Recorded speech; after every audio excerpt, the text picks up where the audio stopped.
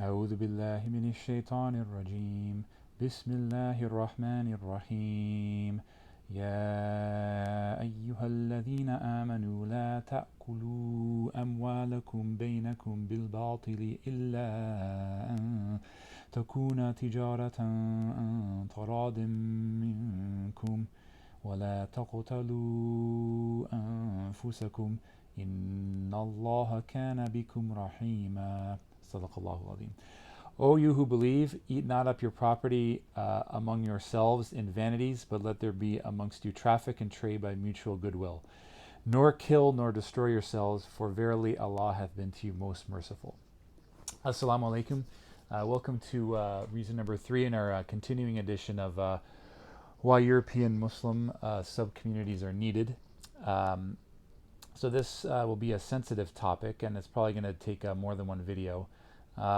The topic is convert disaster marriages, or born convert disaster marriages, putting out a house fire with pure gasoline.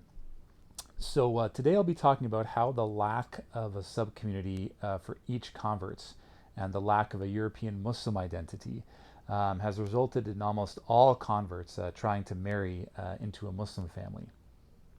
So this is often seen as a panacea to fixing their converts' problems, when it often makes their problems exponentially worse.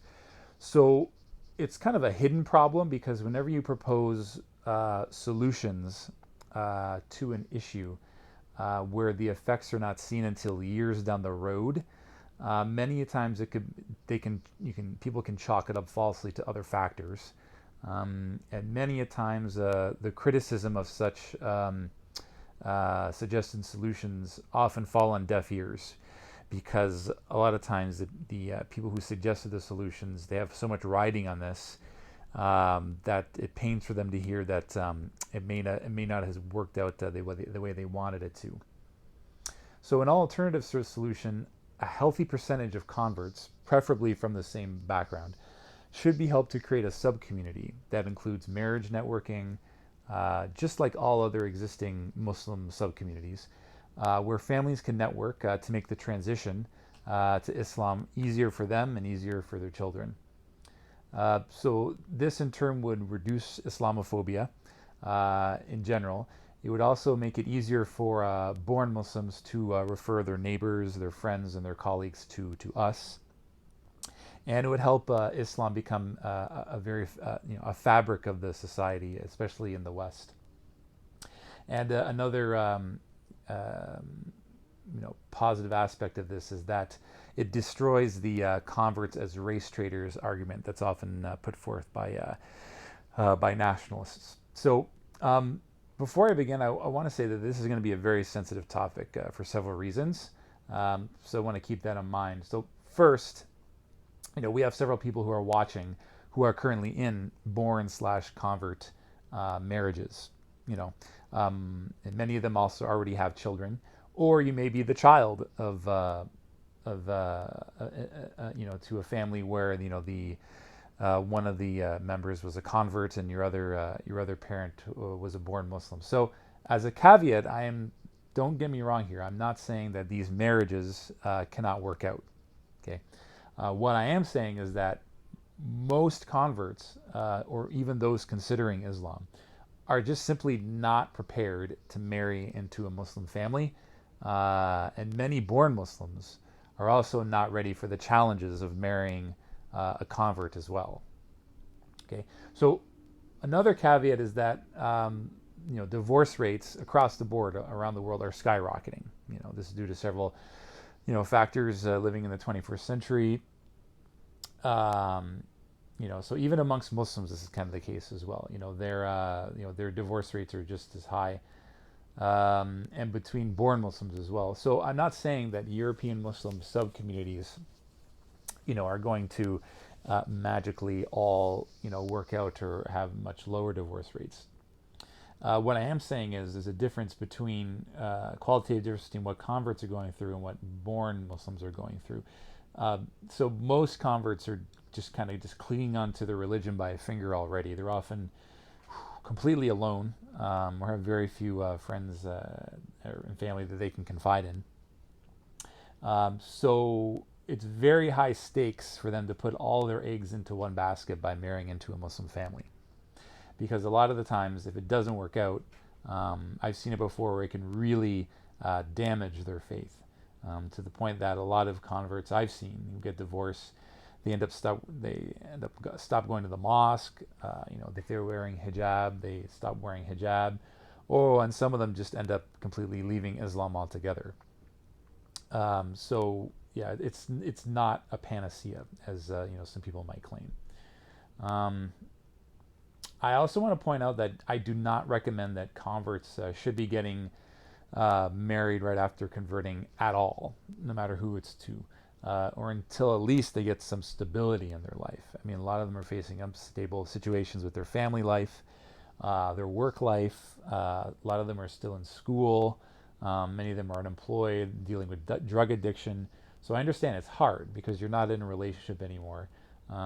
But you just have to hang in there and get things right with your family before you even look at getting married, no matter who it's to.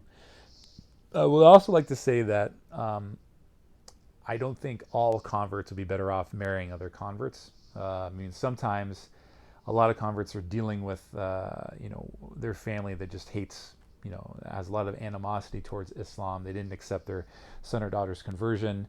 And if you're going to marry into another family that hates Muslims, then you're asking for double trouble. So, and not every family is like that. I mean, my family had no problem with my conversion, so I'm very lucky in that regard. But I think currently, right now, we have a situation where less than 1% of converts, especially European converts, are marrying somebody from the same culture. When the majority of born Muslims are really reluctant to marry outside of their own family. Or even their own city. So they're not even practicing it themselves, and they're expecting that these marriages to converts are going to work out. So I want to be clear that I'm not bashing born Muslims as a whole here. I mean, they're wonderful people. I've known them for years. They're honorable, they're honest, they're hardworking. They have a strong family culture. But I think the type of born Muslims who are marrying converts on the whole are a different kettle of fish. They're different. They're a different. They're different than the general Muslim population. So usually, I've noticed that usually good practicing Muslims are going to end up marrying who their parents recommend for them. They don't want to disobey their parents, and they realize that maybe they would not be ready to take on marrying a convert, which is completely honorable, and thus be a representative to their entire family. A lot of times I hear converts getting angry at born Muslim families, saying, "Okay, why are they rejecting me? Are they racist? They don't want me to marry their son or their daughter." A lot of the times they're just not ready for that, and I think we shouldn't get mad at them for being completely honest. So conversely, I think converts most of the times, especially female converts, they have no Muslim family to protect them from siphoning out potentially dangerous situations. Usually having a Muslim family means the spouse will be reluctant to abuse his or her spouse, knowing that the Muslim family has the ability to ruin the family's reputation. Or in the case of an abusive husband, she has several Muslim male relatives ready to beat the crap out of the guy if he gets out of line. Whereas converts really do not have this protective factor. And in another case, convert women will usually ask for close to nothing for a mahr. So a mahr is the marriage gift that the husband gives the wife, and usually it's a monetary form. Whereas born Muslim women are, more likely to ask for anything from $5,000, $10,000, or $50,000 and upwards as a mahr. So this is going to open the door to suitors, marrying converts, especially convert women, who may not have the best interests of the convert at heart.